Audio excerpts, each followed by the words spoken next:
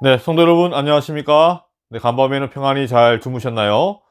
네, 오늘 하루도 말씀으로 시작하시고 기도로 승리하는 하루가 되길 바랍니다. 네, 묵상하심으로 새벽 기도회 시작하도록 하겠습니다.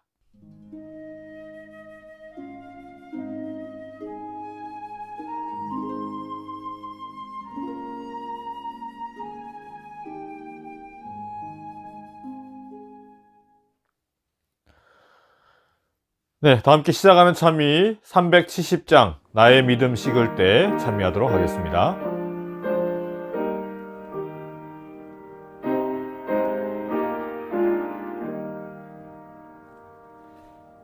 나의 믿음 식을 때에 주날 붙드네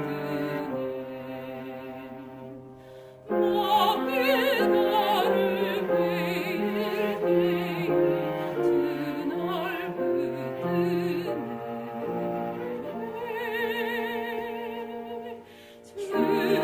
붙드네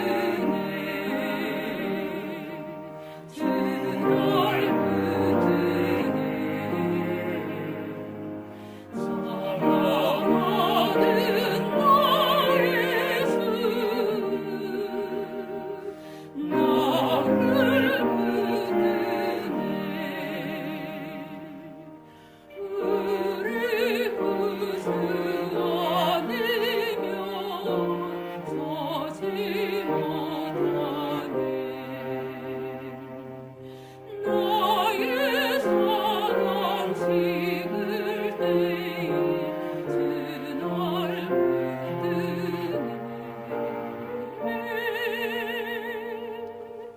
주날 붙드네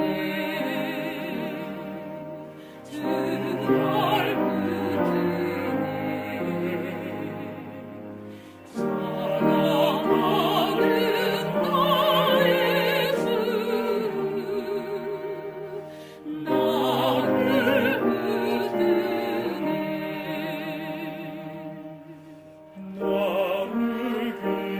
기다시고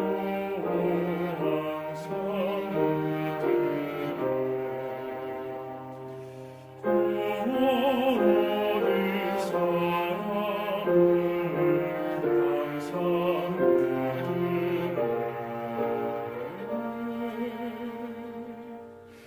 주날 붙드네 주날 붙드네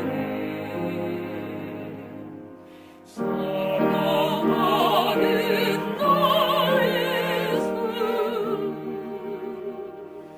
나를 붙드네 멸망길에 행할 때 주날 붙드네 피를 흘려 샀으니 어찌 주날 붙드네 주날 붙드네 사랑하는 나의 주 나를 붙드네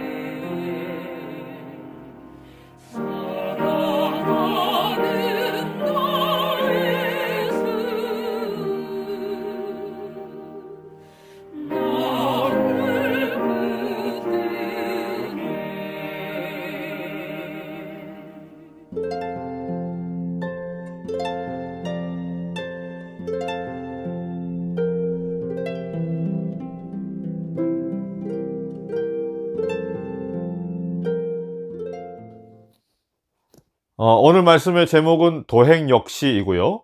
주제의 성구는 로마서 1장 26, 27절입니다. 읽겠습니다.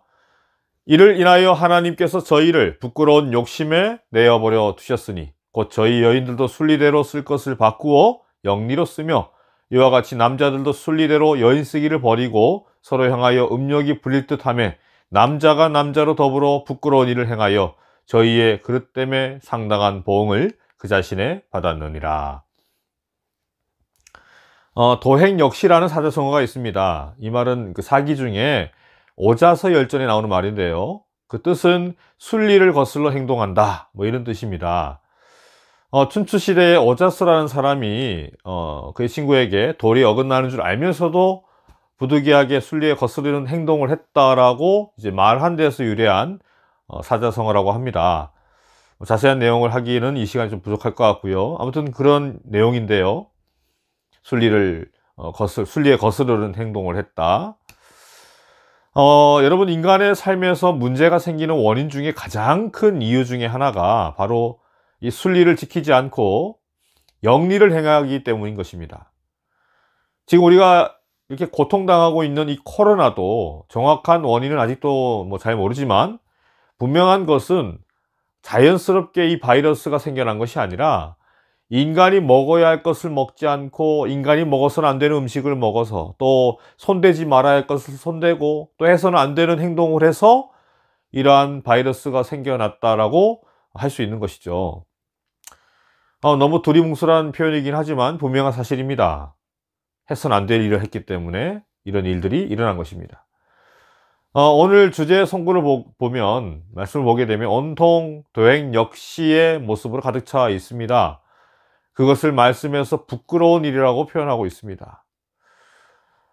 여러분, 뭐 이러한 뭐 남녀 간의 어떤 그러한 문제, 이 오늘 주제 말씀이 그런 말씀들이 나오지만, 그런 것 아니더라도 여러분 주변 한번 돌아보시길 바랍니다. 여러분의 가정을 한번 돌아보시면 좋겠습니다. 우리 자신도 하나님 앞에서 순리대로 행하지 않고 영리로 행하는 일이, 여러분 잘 생각해 보면 한두 가지가 아닙니다. 우리가 먹는 것들도 그렇고 하는 행동들도 그렇고, 저는 그 대표적인 것 중에 하나가 이 자녀 교육이 아닐까 싶습니다. 이 자녀 교육에 대해서 생각을 하면 참 마음이 아픈 것이, 이 아이들이 자유롭게 자연에서 뛰놀고 마음껏 꿈을 펼쳐야 할 그러한 나이인데, 그럴 때인데, 그런 시간에 어떻게 해요? 학원에 그렇게 가야 되고, 시간 나면 어른들이 뭐라고 합니까? 놀지 말고 공부하라고 그러고요. 아이들은 놀면서 배워야 하는데, 그게 순리인데 놀지 말라고 하는 겁니다.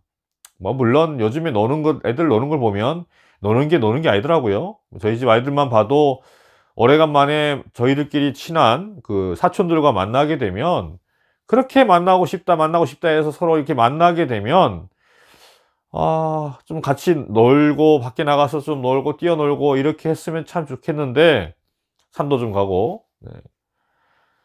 근데 같이 앉아서 핸드폰 게임 하고 있는 겁니다.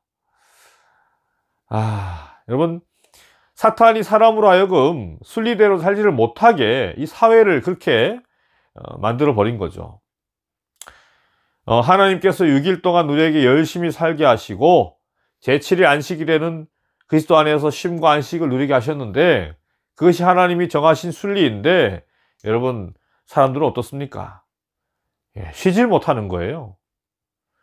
여러분, 왜 그렇게 되었습니까? 왜 사탄이 그렇게 사람들이 순리대로 살아가질 못하게 하고 영리를 취하게 만들고, 사람들이 또 그 사단의 말을 잘 들어요.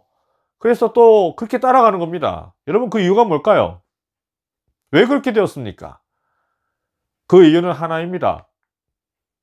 인간이 하나님을 따르는 순리를 저버리고 하나님을 거절하고 떠나가는 영리를 취했기 때문인 것입니다. 여러분, 그렇다면 어떻게 해야 할까요? 어떻게 해야 되겠습니까? 어떻게 해야 우리가 원래대로 돌아갈 수 있을까요? 네, 방법은 생각보다 간단합니다.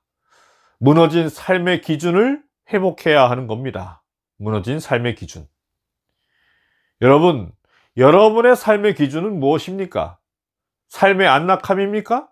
만족함입니까? 평안함입니까? 혹은 돈, 명예, 권력 이런 것들입니까? 다른 사람과 비교해서 내 삶이 너무 보잘것없어 보이고 빈약해서 뭐 속상하고 분하고 그러십니까? 여러분, 이러한 것들이 우리의 삶의 기준이 되어서는 안 되잖아요. 여러분 아시지 않습니까? 그죠? 그렇다면 여러분, 우리 그리스도인들의 삶의 기준은 무엇이 되어야 할까요? 로마서 1장 17절 말씀 읽겠습니다. 복음에는 하나님의 의가 나타나서 믿음으로 믿음에 이르게 하나니, 기록된 바 오직 의인은 믿음으로 말미암아 살리라 함과 같으니라. 여러분, 너무 자주 물어보기 때문에 여러분 또 어떻게 대답하실지 어떻게 생각하실지 모르겠지만, 여러분의 삶에 진정 예수님이 계십니까? 오직 의인은 믿음으로 말미암아 산다라고 했는데, 의인이란 예수님을 마음에 모시고 사람을 뜻합니다. 자기가 잘났고 선한 일하고 착한 사람이 의인이 아니에요. 예수님을 마음에 모시고 있느냐 그렇지 않느냐에 따라서 그 사람이 의인이고 악인이고 되는 것입니다. 여러분은 의인이십니까? 악인이십니까? 여러분, 아무쪼록 의인이 되시길 바랍니다. 의인으로 살아가시길 바랍니다. 제발 여러분 스스로 살려가지 마시고 예수님으로 사시길 바랍니다. 그리하심으로 주님 주시는 그 믿음으로 살아가시는 우리 모든 성도님들이 다 되시길 바라며 오늘의 말씀을 마치도록 하겠습니다. 주어지는 이 기도 제목을 가지고 간절한 마음으로 기도하심으로 오늘 하루 시작하시기 바랍니다.